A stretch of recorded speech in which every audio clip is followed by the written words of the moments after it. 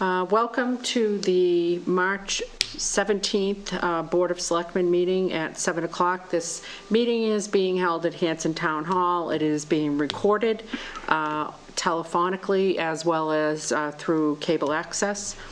And if you will please join... If you will please join me in the Pledge of Allegiance. I pledge of allegiance to the flag of the United States of America and to the republic for which it stands, one nation, under God, indivisible, with liberty and justice for all. Okay. Thanks for joining me. You'll notice we're all socially distanced. And I do want to mention that tonight's meeting will probably be the last meeting where we will see each other in person, and because we take this seriously, and we want to make sure that we're leading by example and doing the right thing. We thought it was important to meet tonight because we hadn't yet worked out the logistics on the teleconferencing, and time will tell if we actually have worked them out, but we are going to give it our level best. The last week, the understatement of the day would be, as we've seen unprecedented events. We declared a state of emergency yesterday in the town of Hanson. That was done after meeting with our emergency preparedness team, Chief Mix, Gil Amato, Jerry Thompson, and John Stambrook, our town administrator, as well as Kenny Mitchell, the vice chair. After consulting with our professionals, we thought it was in the best interest of the citizens of Hanson to declare a state of emergency. I am not going to read that declaration in the interest of brevity and so that people aren't falling asleep at home, but it is up on our website. And I think one of the things I did want to read was we also did a press release yesterday that outlined what services are and are not available. And in a nutshell,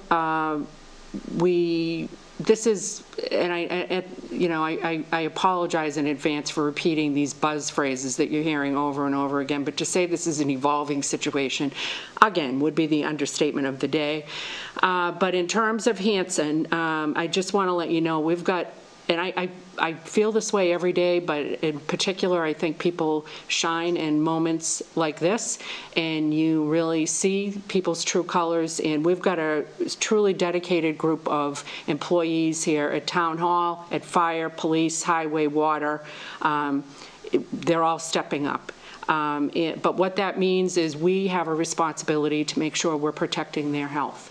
And so some of the measures that we've put in place are intended to do that.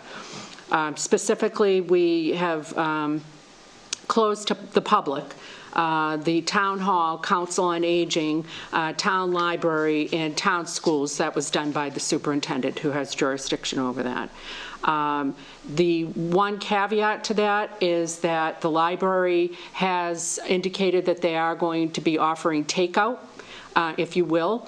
More information on that can be found on their website and on Facebook. They're pretty much going to be open their normal hours. You can call ahead and reserve books or other media that the library has. They will be wiping it down, taking precautionary measures, and they will be dropping it outside the library. There will be no person-to-person contact, and they will be taking precautionary measures. All public meetings, except for tonight's meeting, prospectively will be held remotely. That is going to be a challenge. In particular, it's going to be a challenge for our land use boards who need to have hearings, which are statutorily required, and there is currently no waiver under the law for those. So we have got the land use boards reaching out to people that would otherwise be participating in hearings and asking if they would voluntarily agree to have to kick the can down the date, down the road on the date that they're supposed to have the hearing. And I'm hoping that in the spirit of the greater good, that people that are scheduled for hearings will understand why it would be extremely helpful if they could waive some of the timing requirements around that. We are implementing all types of media here. We've installed the ability for our town employees to check email at home. We have also got our teleconferencing, which we've got tonight, and I want to thank Ryan, our IT guy, for stepping up and really doing a yeoman's share of work in the last 2 days, and I thank you for that, as well as really everybody in Town Hall. Greer, Getson, John Stamprook, Chief Mix, Gil Amato, and Jerry Thompson, and really everybody in Town Hall has been doing all kinds of things behind the scenes that you really, you don't need to know how the sausage is made, but trust me, it's a lot of extra work, and they're doing it because they take their job seriously. To that end, we've also decided that town parks and fields will be closed to organized groups until further notice. Specifically, we don't want any of the organized sports to be using the fields, and while I can certainly empathize with folks who are at home with kids that otherwise would be at school and the pandemonium that will ensue, I feel confident that people can find ways to enjoy nature without organized sports for this period of time. Because again, it isn't really about your children or about your immediate health. This is about flattening the curve and making sure that we are not exposing other people who are at risk to the virus. All functions at Camp Kiwanee and the Thomas Mill will be postponed indefinitely. Later on this agenda, we will be discussing refunding people their money. It's probably the right thing to do. There's no way these people could have predicted that their wedding date would be canceled. And as most of you know, the Whitman-Hanson Regional School District canceled school and school activities until at least April 6th. During that time, the school is undergoing a deep cleaning. It's already begun. But they've made the very good decision to open up the snack shack at the high school from 11 to 1 p.m. so that kids that need breakfast and lunch and rely on that program are still able to be fed during this time. Similarly, I want to let you know that if you use the Hanson Food Pantry, that crew has done an extremely deep cleaning, and they are open for business as we speak. Again, they have taken severe measures. They will be allowing one client in at a time. At a social distance, and they will be cleaning down the chair that people sit in as they sit there waiting for their food. And I would ask that if you use the Hanson Food Pantry that you be as patient as you possibly can, because this will obviously cause quite a delay in how frequently they can, how quickly they can get people through the process. We know that there will be probably an increased demand on the food pantry, and again, we ask that you think about your neighbors and go there if you need them. That's what they're there for. But if you have other means of filling that, your need, your food need, we would ask that you try to do that as well.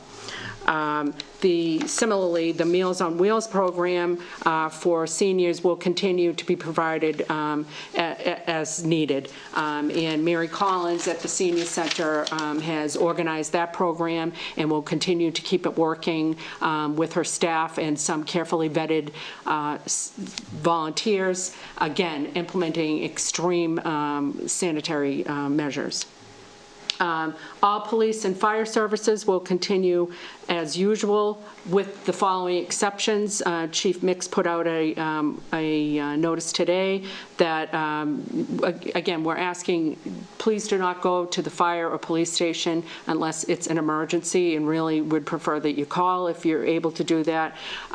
License renewals and fire permits do not fall under, firearms permits do not fall under the auspices of an emergency. So Chief Mix has suggested that if you are going to renew your firearms license, you can do so by mail. There's more information on his website and on Facebook about that. Similarly, Chief Thompson put out an APB today indicating that burning will be allowed. So at least that's one thing you can check off your things to do list while we're all quarantined.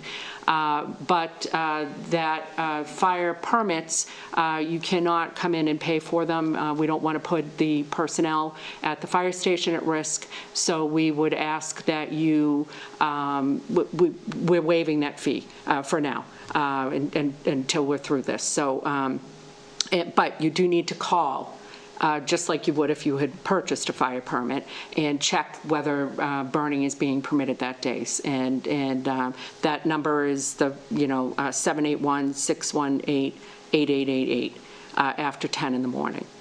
The Board of Health will be enforcing Governor Baker's order banning all on-premise consumption of food, drinks, and alcoholic beverages at the town's restaurants and bars beginning today. Only takeout food will be permitted until 11:59 p.m. on April 5th or other date as the governor determines. We will be monitoring this. We are expecting that restaurants will, again, use rigorous sanitary measures and that social distancing will be implemented within the confines of the restaurant. We are not expecting anybody to allow lines of people waiting for food in the town of Hanson. We also, we've obviously banned the consumption of food, drinks, and alcoholic beverages at restaurants. So only takeout food is permitted. We take this extremely seriously.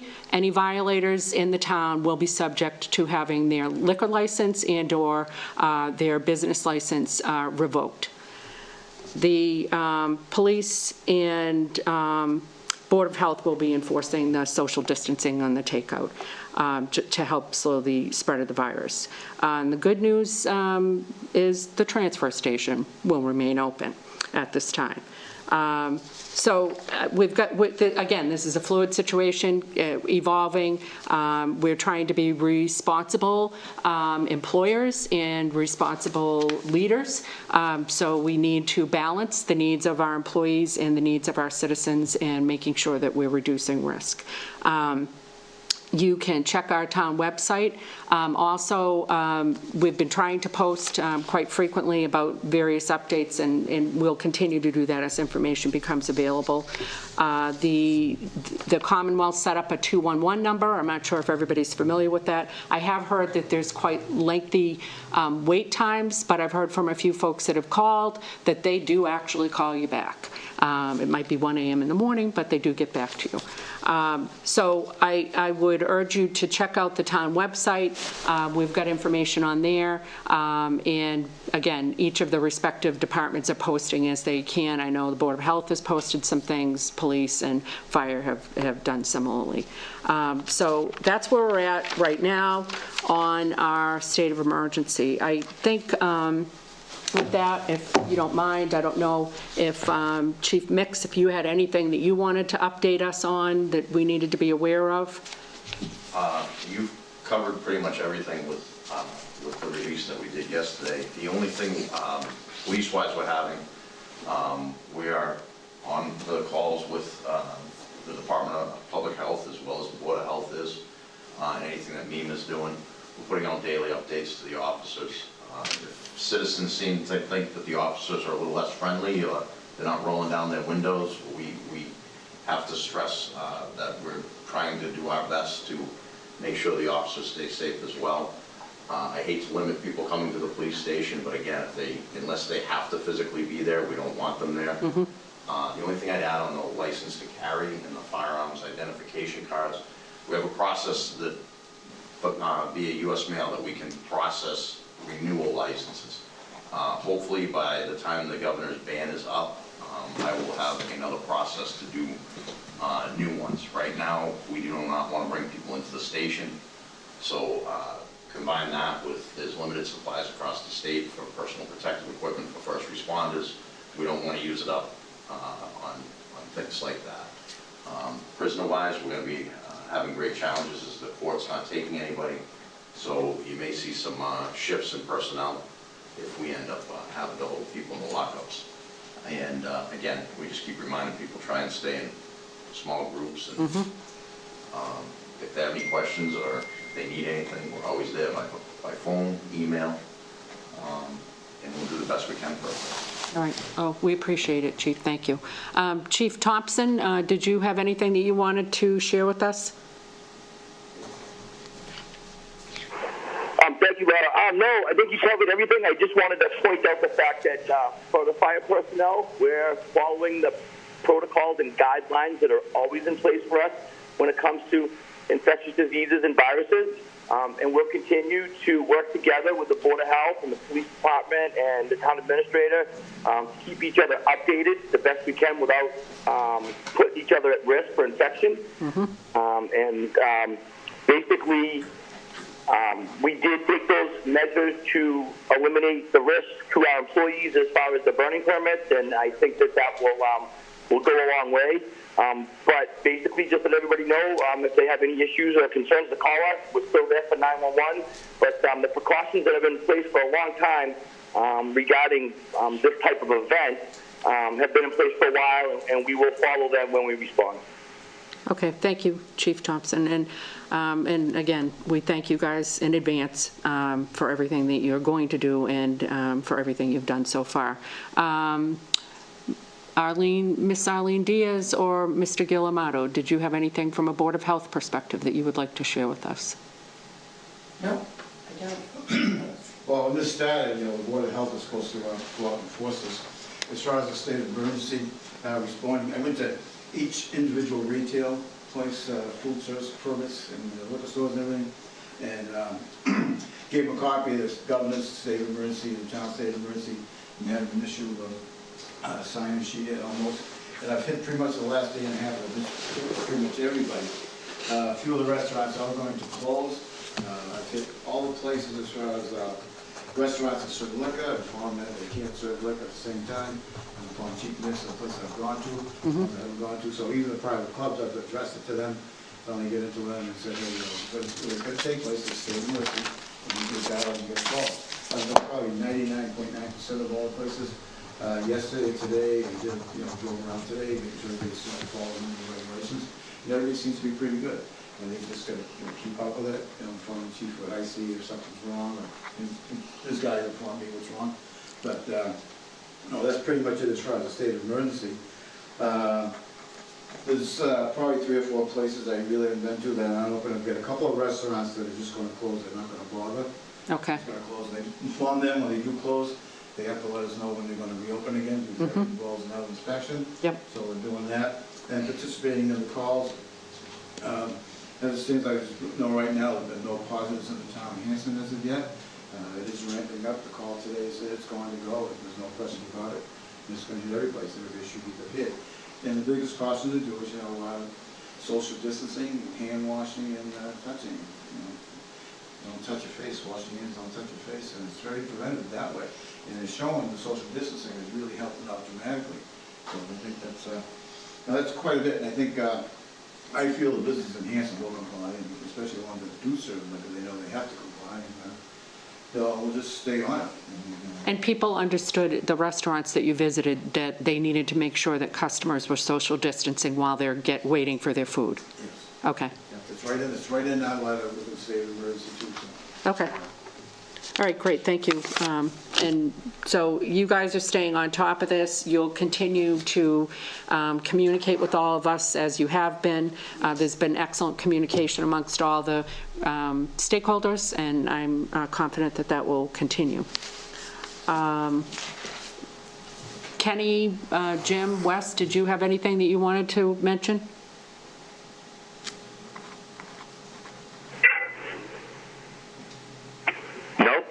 I'm good so far. Okay. I actually heard Chief Thompson best. Evidently, he's calling in like myself. It was a little tough to hear Chief Nix and Gil if they're not sitting that close to the front. All right, well, that's good feedback. Bear with us. It's our trial run. Okay. Yep. Oh, no problem. Okay, great. Kenny, Wes, anything on that? No, I'm good. Okay. Mr. Dyer? I'm all set. Thank Okay, you. great. Next on the agenda is rescheduling town meeting.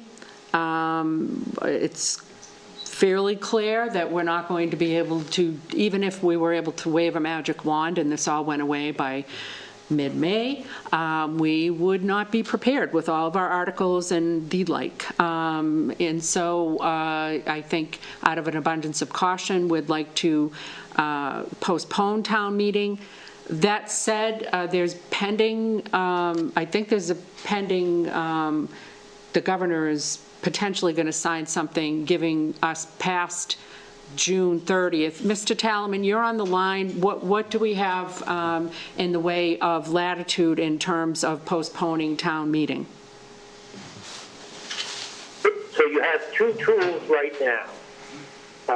You have the selectmen can vote, simple vote, to change the date, postpone town meeting to any date it wants before June 30th. You have that right in existing statutes. Yep. And the moderator can also postpone for up to 30 days due to a public health emergency. That exists now. So that's your latitude now. And that's chapter 39, that's under, is that chapter 39 that we have that? That's right. The selectmen have the authority, the select board has the authority under chapter 39, section 9. Yep. And the moderator has the authority under chapter 39, section 10A.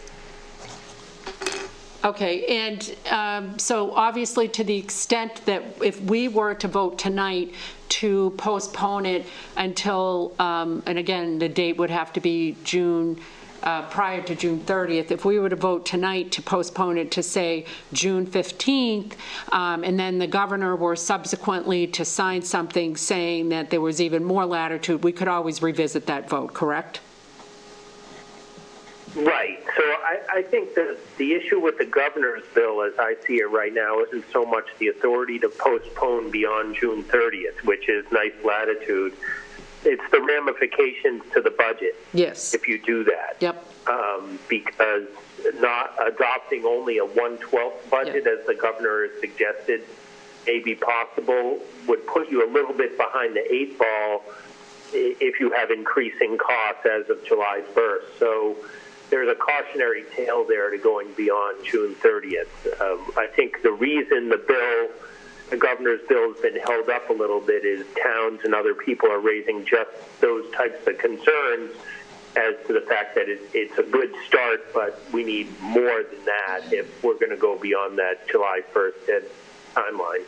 Okay, so at this point, out of an abundance of caution, I had suggested via the agenda a June 15th date. Did anybody have any comments or thoughts on that on the board?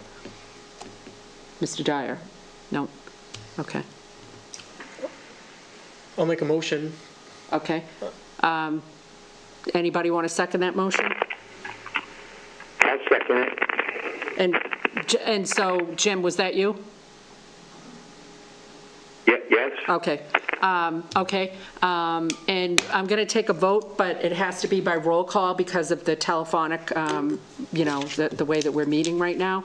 So all in favor, and I'll start with you, Mr. Mitchell.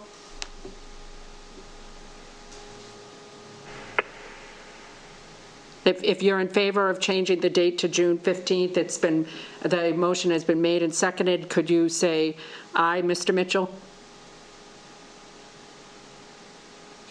Oh, okay. Mr. Bloss? Mr. Bloss says aye. Did you say aye? Okay. Aye. Okay, great. Mr. Hickey? Aye. Aye. Aye. And just for the record, that was Matt Dyer, then Laura Kemet. And Mr. Mitchell, did we lose you?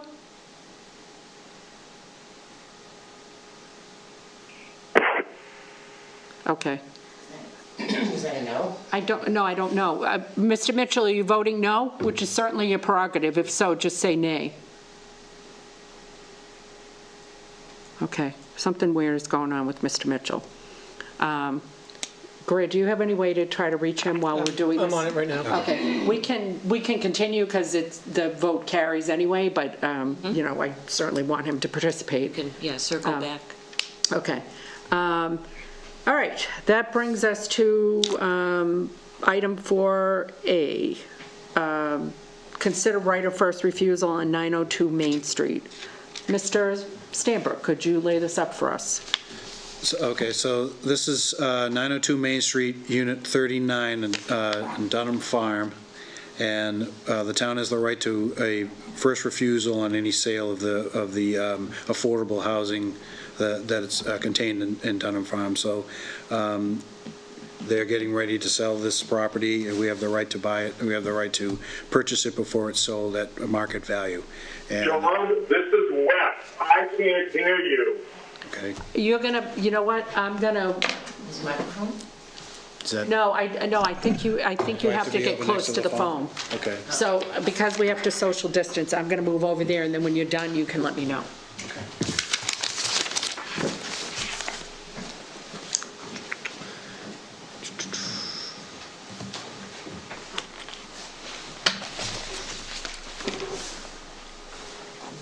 Mr. Blas, can you hear me now? Yeah. Okay. How about Mr. Hickey, can you hear me? Absolutely, loud and clear. Okay. So what I was saying was there's a property, 902 Main Street, Unit 39, which is at Dunham Farm, and it's a 40B property, Chapter 40B of the Mass General Laws. We have the right to purchase the property before it gets sold, and this is, we can decide to buy it or not before it's sold by the owner. So you have the right to buy the property if we choose to. If not, we need to vote to pass over that right and allow the sale to continue to a private buyer and a private seller.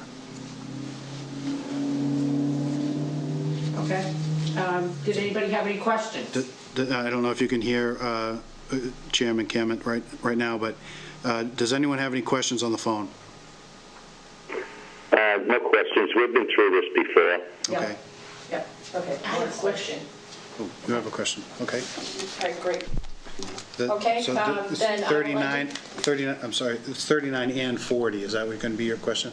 No, my question is it affordable, is it now an affordable unit, and is it going to be maintained as an affordable unit? Because in the past, we've missed opportunities to do that. That is what we're getting the right of first refusal to Yes. maintain it as affordable, Okay. okay? Yep. So there. But that would mean that the housing authority or somebody else would have to step in and buy it, which It's supposed to be 39 and 40. is not happening. 39 and So, 40, um, sorry. Laura, So I guess the information in our packets is for 39 and 40. Unfortunately, Greer, we did not post 39 and 40 on here. One of them And we're just meeting came next in. week, so I think that we probably need to put 40 on the agenda for next week. Okay. Yep. I don't feel comfortable Nope. making a motion for both properties. I understand. It When just- we didn't yeah. have it on the agenda. I understand it's been a bit of a fire drill, so I'm not criticizing at all. Okay, I will entertain a motion is there a way that we should be reading that motion, Greer? Is there a specific motion? The town moves to reject, to refuse the All right, so you property. want a motion, I move to reject the town's right of first refusal on 902 Main Street, Unit 39. That's correct. Okay, does somebody want to make that motion? So moved. Anybody want to second that? Second. Okay, great. Second. All in favor? By roll call, Mr. Bloss? Aye. Mr. Hickey? Aye. Mr. Mitchell? We're working on it. Okay, all right, sorry, Mr. Mitchell, to torture you this way. Mr. Dyer? Aye. Okay, and Laura Kemet, aye.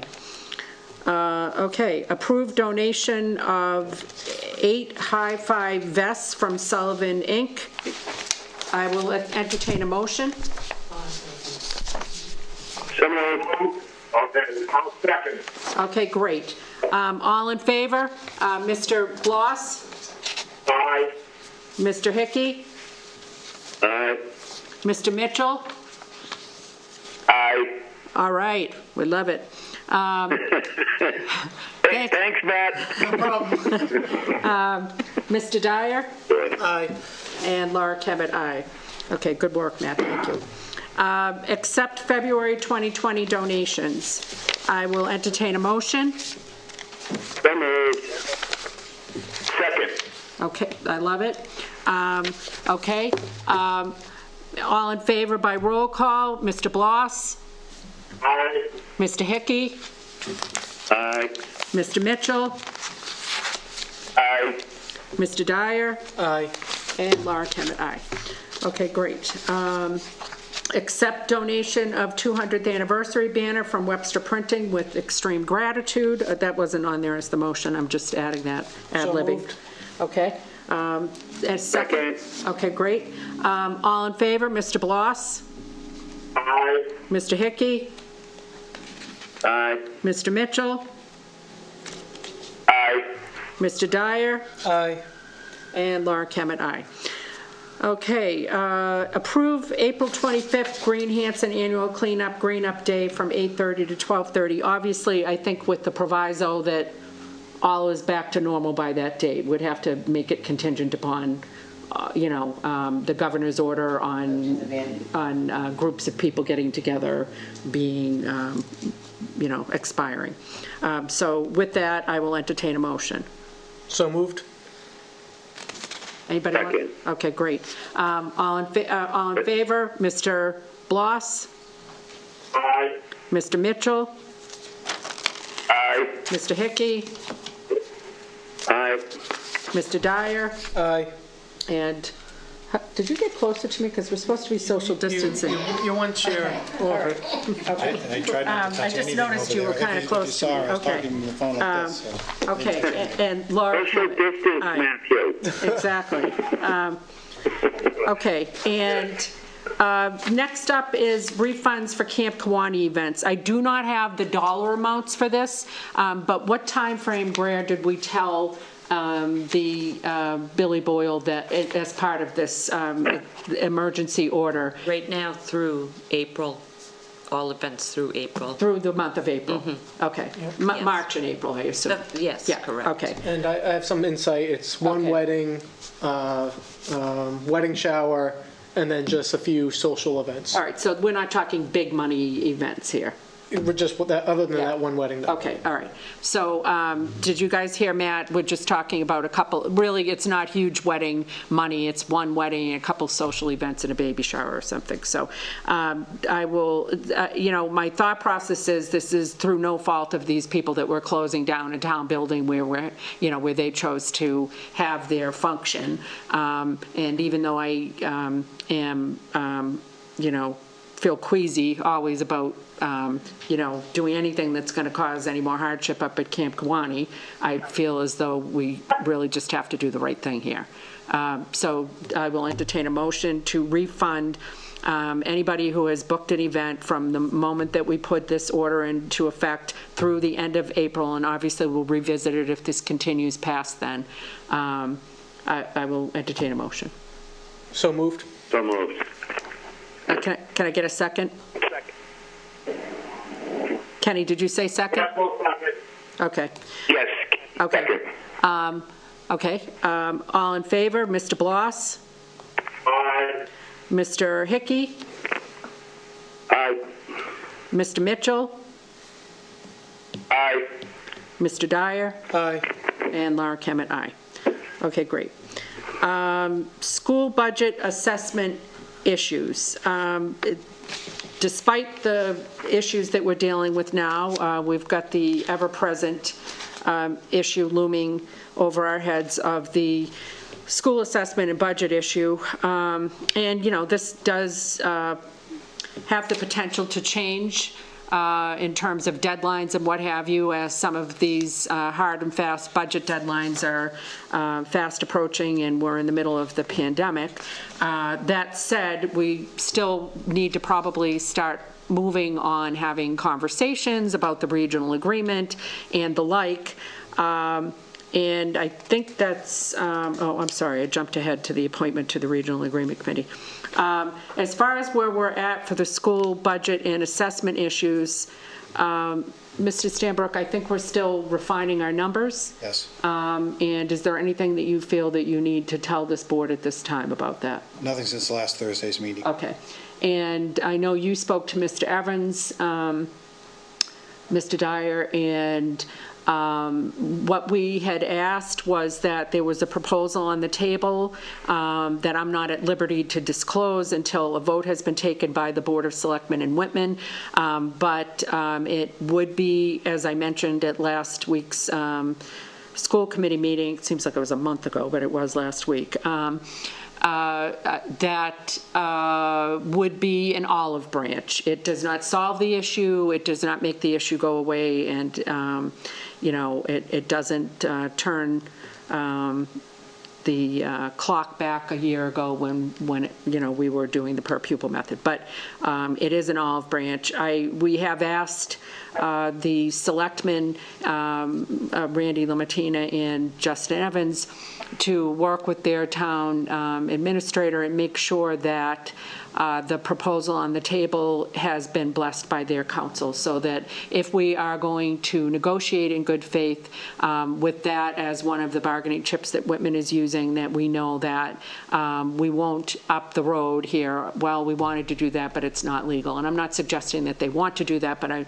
just, out of an abundance of caution, I want to make sure that all negotiation points are on the table and have been vetted by legal counsel. So we will pick back up having conversations, and including George Farrow, the assistant superintendent, and Jeff Simonek, the superintendent, as was suggested at last week's school committee meeting, on a date TBD, because we really need to hear back from our peers in Whitman on whether that suggestion is going to pass muster with their legal counsel.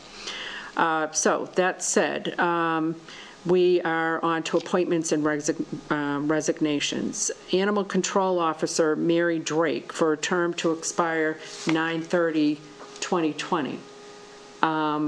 At this time, based on legal counsel's advice, it's a 6-month appointment. Okay. And I guess, is Mary Drake currently in that position? Yes, she is. Okay. And are we required to appoint her again?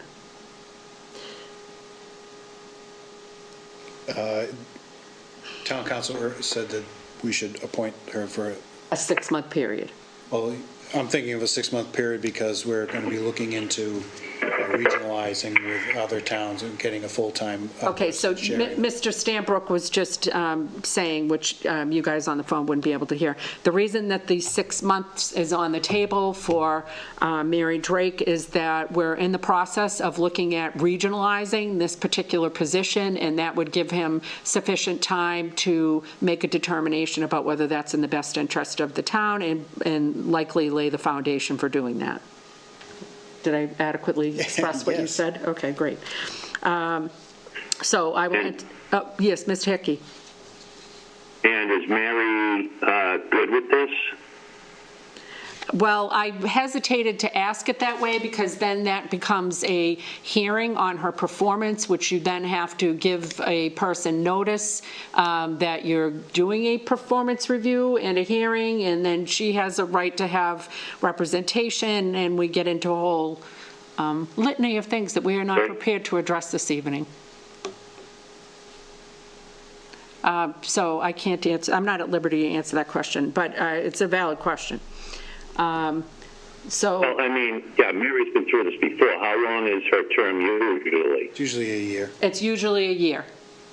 But we're suggesting 6 months. Again, thinking that Mr. Stanbrook is going to be brokering a regional agreement and perhaps heading in a different direction. Perhaps not. So, did anybody have any other questions? So moved. Okay. Can I get a second? Second. Okay. All in favor by roll call, Mr. Bloss? Aye. Mr. Hickey? Aye. Mr. Mitchell? Aye. Mr. Dyer? Aye. And Laura Kemet, aye. And since the next 4 jobs are all involving Timothy White, our Veterans Officer, Veterans Service Officer, Veterans Service Director, Veterans Grave Officer, Veterans Burial Officer, all for terms to expire 3/31/21. I will entertain a motion to appoint Mr. White to those positions for terms to expire 3/31/21. So moved. Second. Okay. All in favor by roll call, Mr. Bloss? Aye. Mr. Hickey? Aye. Mr. Mitchell? Aye. Mr. Dyer? Aye. And Laura Kemet, aye. And Treasurer Collector Gene Sullivan for a contract to expire 6/30/21. And Mr. Stanbrook, did you want to chime in on this at all? So- Did you want to move over to the phone? Well, okay. Yep. We're going to play musical chairs. It's okay, I'll just stand here. So the treasurer collector has a contract that you signed at a previous meeting, but her appointment letter didn't match up with the dates in that contract. So this is appointing her to the position, even though we've already had a contract with it, and making those dates sync up, so now her contract and her appointment letter will end on the same date, which is June 30th, 21. Perfect. So, did somebody move that? So moved. So moved. Okay, anybody second? Second. Okay. Okay, great. Roll call, all in favor? Mr. Bloss? Yeah, so did Jim Hickey just second his own motion? I thought Matt got it. Matt did. Okay. Yep. All right. Okay, so did you say aye, Mr. Bloss? Yeah. Okay, great. Mr. Hickey? Aye. Mr. Mitchell? Aye. Mr. Dyer? Aye. And Laura Kemet, aye.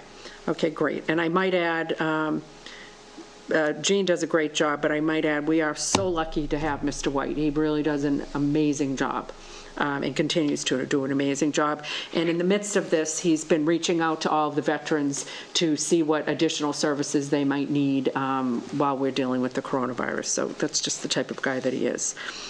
We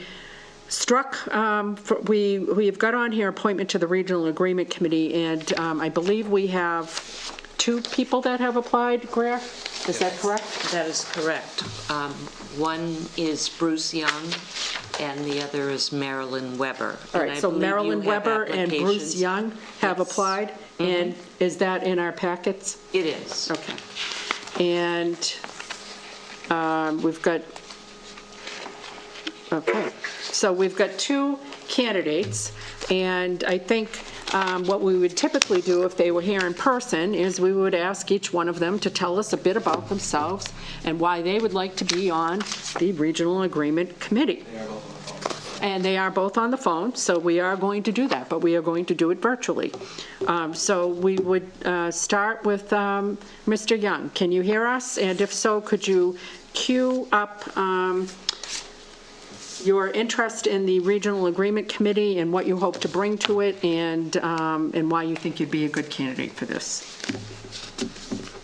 Yeah, I also, can you hear me? Everybody Yes. hear me okay? Yep, we can hear you. Yeah. Yes. Okay, I also submitted a little resume about my experience in town government, which I'm sure most of you are aware if you've been in town for a while. I retired from town government in 2017 with almost 40 years' experience in one capacity or another. 3 non-consecutive terms on the Board of Selectmen, chairman of the Finance Committee during the important transition in Proposition 2.5 back in 1980-81. And that was very difficult, and I showed my ability to compromise because we had to, back then when I was chairman of the Finance Committee, we had to basically cut out 29%. We had to cut our tax levy by 29% in 2 years to get down to where the Proposition 2.5 law said we had to be, which was 2.5% of the full and fair cash valuation of the town of Hanson back then. And I showed my ability to work with every town department because when you have to cut out 29% out of your tax levy, then you have to explain to everybody, and you have to be you have to work for cooperation and the best interest of the town with all departments, including the school department, to do that. And that was a very difficult time. Then let me take you to 2014 when we went through a very bitter, divided effort over whether we should build a $50 million new grammar school, pre-K through 8, and I basically was running for selectman at the time, and of course the school went down by a 2-to-1 margin. So I basically had to pull everybody together for the purpose of making those 2 schools warm and safe and in good condition, so that the kids could be safe and the teachers could be safe and have a good quality education as well. And so to do that, I basically formed the Priority Repair Committee. And I put together a coalition of people from both sides of that issue. And as you know, it was a very divided issue. And we worked together very well, myself, Bob Hayes, Mike Jones, who was on the opposite side, as well as Christopher Howard. And we had some other good people. We had some school teachers on the retired school teachers like Mariah McClellan. And we all compromised, and we reached an agreement that we would put together a good repair package to basically get a debt exclusion passed to not only fix that roof on the school, but also put the lentils on the back of the building to preserve that building for the immediate future, and for the sake of the kids and the students and the citizens of Hanson. And that cost us about $1.5 million, and we got that all taken care of with a one-year debt exclusion. So I've also served as water commissioner, chairman of the finance committee, as well as other boards over the years, and I've shown my ability to compromise. And when this whole issue arose, I was in it right from the beginning, as I'm sure most of you know. I know the history of the statutory agreement and how it works, and the devastating financial effect it has on the town of Hanson. It's not really rocket science to figure it out, and I've tried to explain it to each and every person who wants to know about it. And I really think I'm a good fit for this committee because I've shown my ability to compromise in the past and get along with people. And believe me, there's a big division in the town, and I think I can represent the taxpayers and the citizens of Hanson and put my heart and soul into this, as I have throughout this whole process so far, to arrive at a good compromise, because both towns are going to have to compromise on this, and I think I know what the figures are. I think I have a good plan in place that I can put forward to try to help that committee arrive at a compromise before the 2 towns that will result in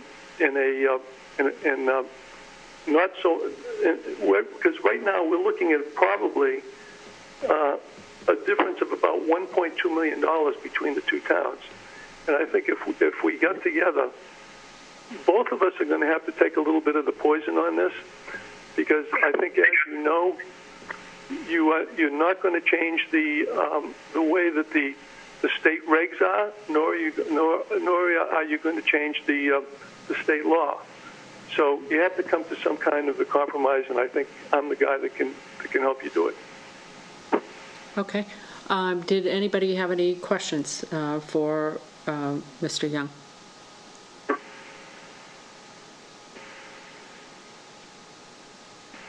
Mr. Young, I, of course, we all know how committed you are to this and how passionate you are about it. And I think going into this, I want to make sure that whoever it is that we have on this committee is going to come in with an open mind and with the spirit of cooperation that's going to be needed to broker this deal. And I'll ask the same question of the next person. Do you feel as though you could describe yourself that way?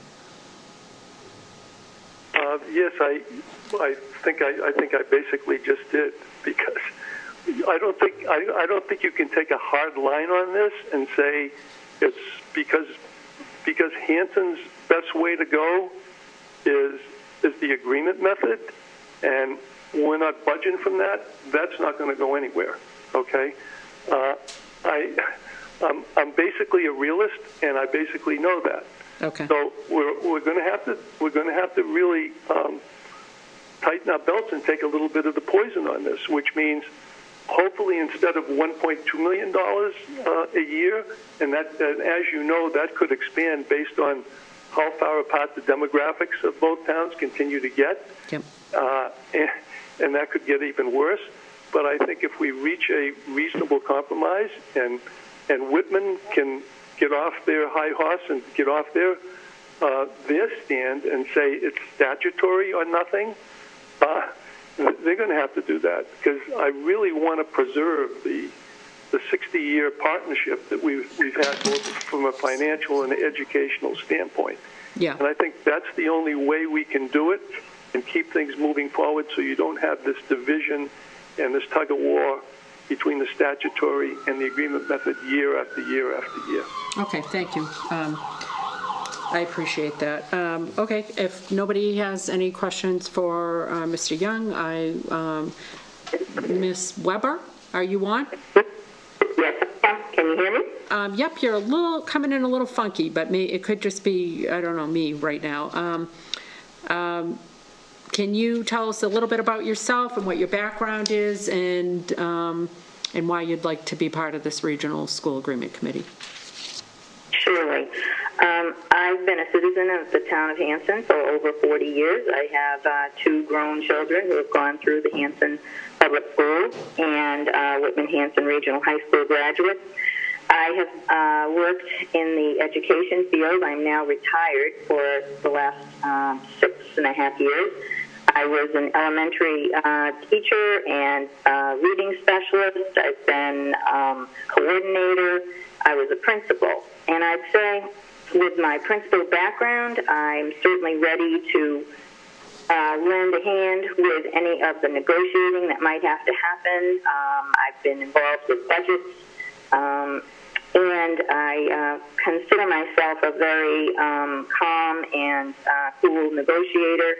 Certainly, I consider myself a quick learner, so I should be able to come up to speed. Jumping in at this point, I've been keeping track of things through what I've read in the newspaper, Hanson Express particularly, and talking with people in the town. And so I think that my detail-oriented background and my characteristics of calm and cool negotiator, I think I might do a good service for the town. And so similar to what I asked Mr. Young, I think it's important that whomever it is that we choose goes in to this with an open mind and with the spirit of wanting to collaborate and come up with a good compromise. Is that something that you feel comfortable saying that you'd be able to do? Absolutely. I do see all sides of stories and feel that I can do that in a cooperative manner. Okay, how do people want to handle this? Do we want to, Well, I had a question for Yeah. Ms. Weber. Ms. Weber, this is Matt Dyer. I have a quick question of how familiar are you right now with the finances of the Whitman-Hanson Regional School District? As I said, I sort of know the background of, how school budgets work, and I know about the regional agreement and what's been going on with those teams from Whitman and Hanson through what I've read in the newspaper. So I probably would need to come up to speed a little bit on that, but I'm certainly willing to do so. Great, thank you. okay. Any other questions? Okay. Ms. Chair, I have a question just in general. We've been appointing so many people to what has been seemingly has been a regional school committee agreement. Just for those at home that are trying to follow, which committee are we talking about right now? So, Can we just kind of This particular rehash committee that? is a committee that is under the auspices of the school committee. And it is for the purposes of opening up what is the current and extremely antiquated regional agreement that not only needs to be modified to bring it up to current regulations, but the elephant in the room is also on the assessment methodology. That agreement as it stands does not comply. We've been told that we have to have both the statutory and whatever the alternative method is need to be spelled out in that agreement so that it's abundantly clear to the school committee and everybody else prospectively, selectmen, citizens, voters, and all of that, that there are in fact two methods and that each year you need to choose which method you need to affirmatively elect, if you're going to use the alternative method. That has not been the case historically, so the agreement needs to be modified for that. And frankly, it's got a whole bunch of schools that were closed and all of that. Now, some progress was made on that front. So there was a revised, amended regional agreement that was presented to both Whitman and Hanson last year and adopted by Hanson but not adopted by Whitman. Then in the wake of all of what we've been through in terms of statutory versus per pupil, we rescinded that vote in October. So where we're at now is there's a revised agreement that Whitman still gets some concerns about the exit language, how each town would exit from the agreement, particularly I think the K through 8 portion of it. And we've got concerns about the methodology. And I think the lion's share of what this particular committee would be hashing out because, as I said, the prior regional agreement committee kind of brought it up to, they've got at least a proposed amended agreement that brings it up to date with current statutes. This particular version and the primary focus of this group would be to come up with a statute, to come up with how we're going to assess the towns, whether it be statutory, a hybrid method. What's clear from Whitman is it won't be per pupil. That said, that is for the minimum contribution for each town. There's still an opportunity to go per pupil for the other expenses. And there's a number of other things that we probably want to look at, like a rolling 5-year average, probably want to look at the membership, the composition of the school committee. If, in fact, we're going to change the assessment methodology where it's no longer Whitman paying 60 and we're paying 40, then it probably doesn't make sense to have the membership of the school committee continue to be 60-40.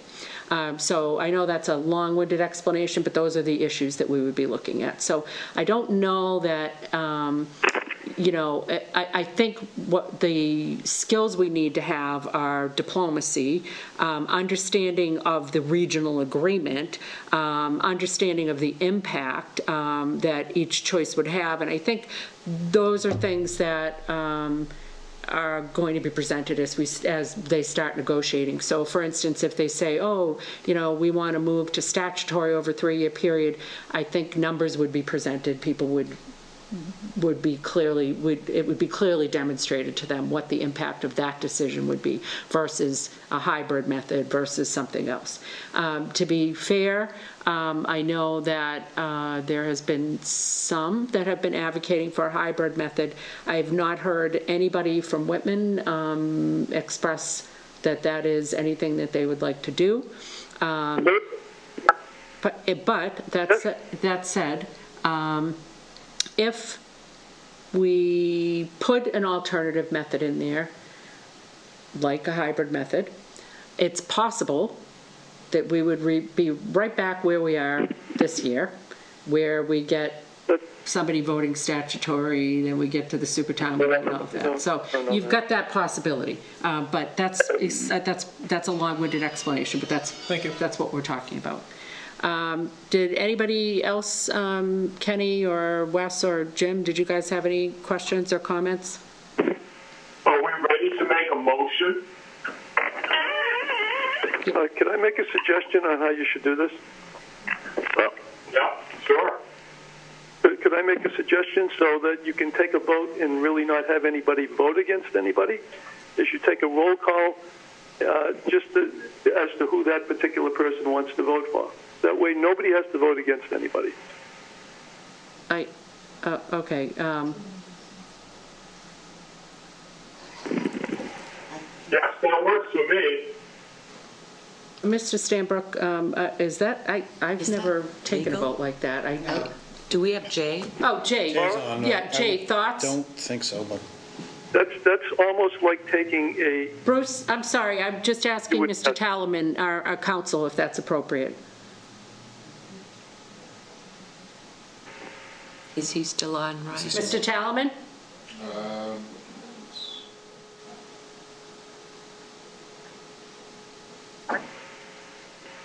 Can you hear me? We can now, yes. Yeah. You can take the motion however you want. If you would like to vote, make an affirmative vote for one of the candidates, you could do that. If you could call for just a roll call on who people would choose, you could do that too. It's kind of a distinction without a difference. There's no real rules on how you do it. I'd like to, just because it's so rare that we get 2 people applying for something, I'd like to also think about whoever we don't have as the citizen at large. I would like to think about having them as a backup, because we really do need to have, you know, because I'd like to have, really, to be honest with you, I'd love to have 1 million citizens involved in this conversation, because I think we really need to have, you know, that perspective. So I don't know what you guys think about that, but, you know, sort of, I don't know what we would call them, like a, an alternative, yeah. Yep. Alternate, maybe? Yeah. Yep. Yeah, alternate, yep. Laura, can you hear me? Yes, I can now, yep. Okay, this is Kenny. I think we have 2 great candidates. There's no question about that. But I think that, in my opinion, Mr. Young's experience with the school, with the numbers, and his knowledge with that, I would nominate Mr. Young for that position.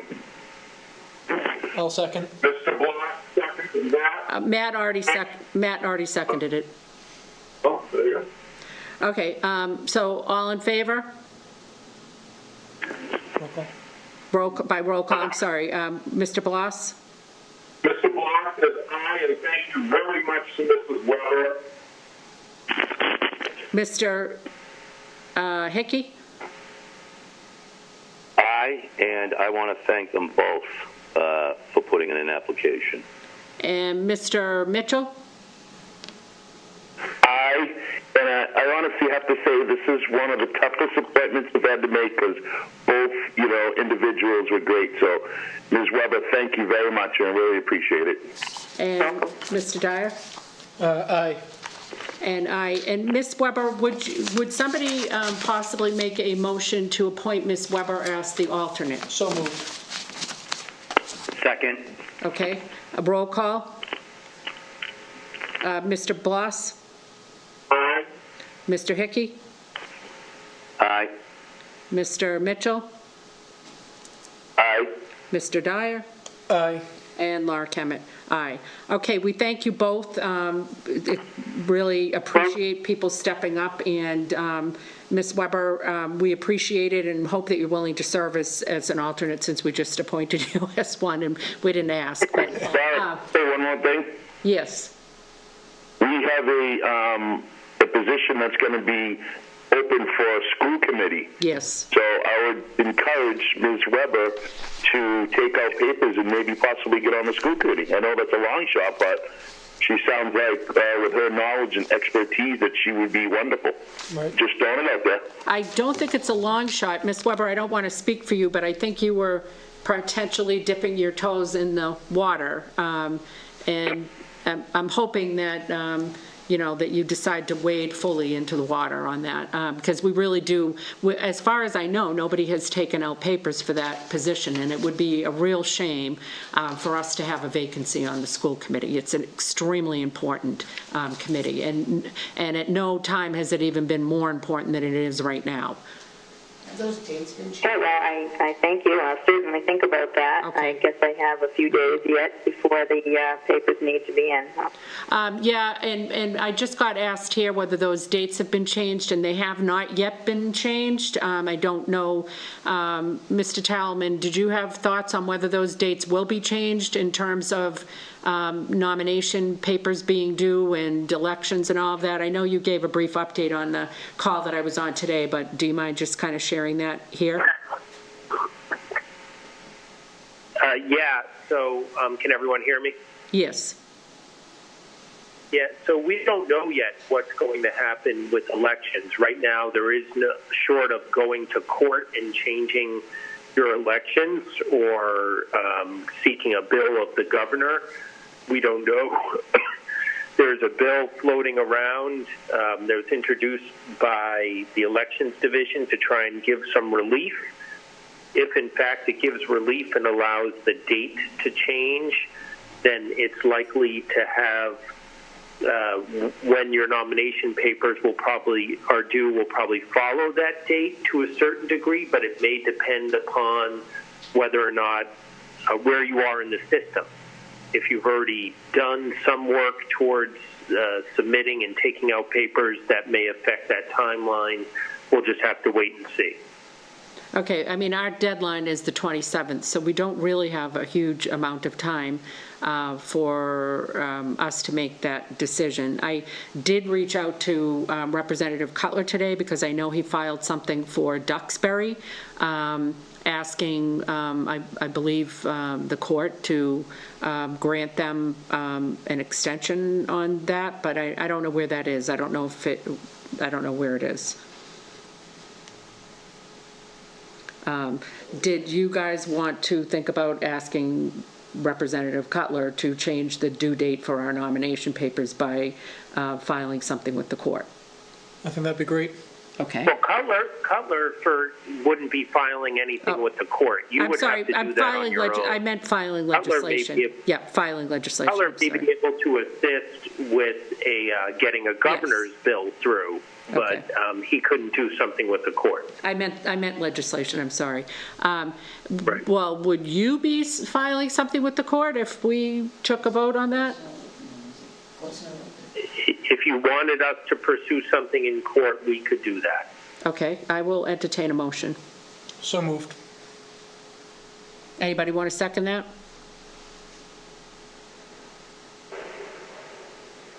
Wes? Wes says no.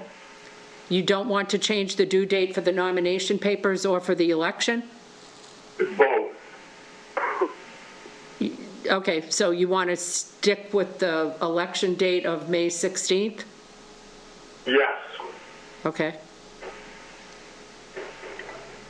Kenny, Jim? I agree with Wes. Oh, sorry, I didn't need to call you both at the same time. I'm sorry, that was my fault. Nope. Go ahead, Kenny. I agree with Bess. Obviously town meeting has to get extended, but the election, I think we need to just stay the course and keep the dates, expire in the days that they are, and having the election in May like we normally do. Okay. Mr. Hickey? My thinking is that if the schools are open, then the president and the governor think that we're okay, then we should just proceed. Okay. Okay, so I'm not getting a second, so. No worries. Okay. Well, Laura? Yes, Mr. Young. I wanted to thank Marilyn Weber for applying for the position as well, and I look forward to working with her as the alternate, and also sharing all of the information and research that I've compiled on this whole statutory and agreement method assessment methodology. So I look forward to working with her. That would be great.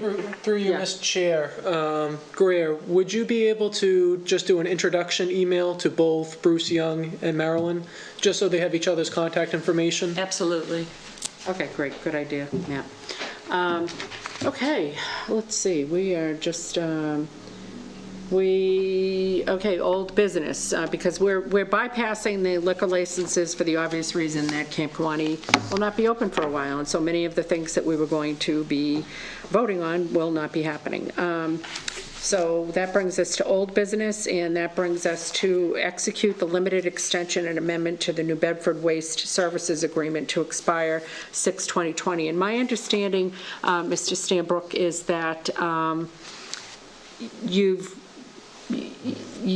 guys have negotiated an extension to 6/2020, but that we'll have to strike a deal after that. Yes, Mr. Talman negotiated with New Bedford Waste co-owner, I think he is, and was able to come to these prices, yes. Okay, and Mr. Talaman, did you have anything you wanted to add on the negotiation with the waste company? No, I drafted the agreement for the negotiation. I think that NBW was satisfied with it. The rest of it is a policy decision for your board as to whether or not it wants to go forward. Obviously, there's not a lot of time left in 2020 to do something, but we could also extend the agreement too if it came to that. So it was fine as a matter of legal form. The rest of it is a policy decision for the select board. Okay, and has your board been, has the Board of Health talked about this at all, or? No, so we would have to talk about it at our next meeting. Okay, did we want to, does this need to be signed tonight, John? No, this extension I'm not talking about, I'm talking about moving forward, past that. Okay. As of July 1st, we would have to look at, I wouldn't want to stop this. Okay, all right, so I will entertain a motion to execute the limited extension and amendment to the New Bedford Waste Services Agreement to expire 6/2020 in accordance with what was in your packet. So moved. Second. Okay, all in favor, Mr. Bloss? Aye. Mr. Hickey? Aye. Mr. Mitchell? Aye. Mr. Dyer? Aye. And Laura Kemick, great, aye. Fabulous, that moves us along to committee reports. I don't really have anything compelling that I need to say about the 200th anniversary committee. Our next event, I think, is Hanson Day, and that's like June 6th. I'm super hopeful that we'll be able to have that. And we will all enjoy our time in the sun and being out with one another again. Final Plymouth County Hospital Reuse Committee, Mr. Dyer? At our last meeting, we just talked about strategy for funding the project. This town meeting will come forward with a matching grant, asking for funds for that. But at the same time, too, we're going to want to take our time and, find the right pace moving forward to make sure we have our numbers right rather than just rushing into something. But there seems to be good energy on the committee, and we look forward to moving forward. Okay, you guys have done a great job.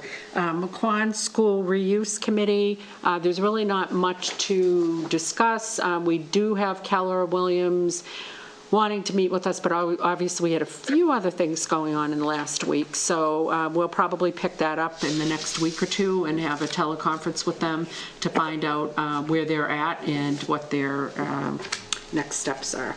Mr. Mitchell, Highway Building Committee. So we won't be ready for a June 15th town meeting. There's certain phases of the project that we have to revisit and really look at. So we're going to be pushed off until fall town meeting. All right, so even with us delaying, that's just not going to buy you enough time for what you need? That's correct. Yep. Yep. Okay. So we have to really crunch down and look at, like I said, there's a couple phases of the project that we've got to really buckle down and look at, and we're not going to rush it. We've been waiting 4.5 years, so we're just not going to have time. Mr. Chair, I have a question for Kenny, if that's okay. Yep. Kenny, it's Matt Dyer. I just was wondering, have you been able to review the energy policy for the town of Hanson with the committee? No, I haven't, Matt. Okay, thank you. Okay. And Mr. Stanbrook, did you have anything you wanted to say? It was just on what Mr. Mitchell was just talking about. We have a placeholder for the highway building